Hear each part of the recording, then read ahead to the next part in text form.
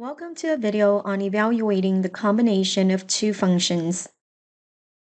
For this problem, we are finding f minus g and f divided by g. To evaluate f minus g, we'll start with its definition. So this is basically the difference of f of x and g of x. Representing f of x in terms of x, since that is provided, that is x squared minus 5. And now we're going to subtract that to g of x.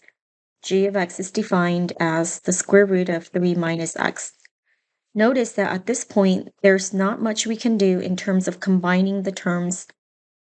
And therefore, we would just rewrite that as x squared minus 5 minus the square root of 3 minus x. To evaluate f over g, we would simply divide the two functions. So x squared minus 5 divided by the square root of 3 minus x.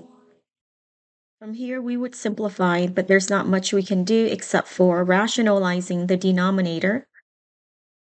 Doing so, we're going to multiply the top and the bottom of this expression by the square root of 3 minus x.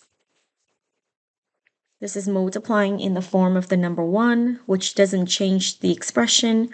However, this will eliminate the root in the denominator.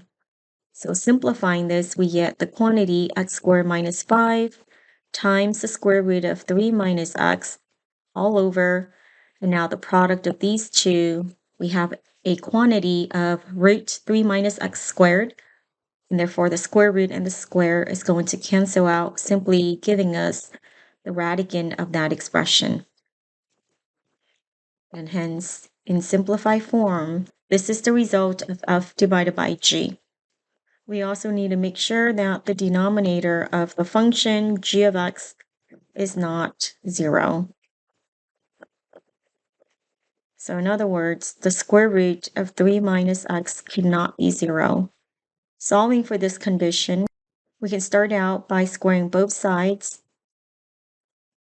which is going to eliminate the square root, and now add x to both sides, which means that the input value x cannot be 3. Otherwise, f divided by g is undefined.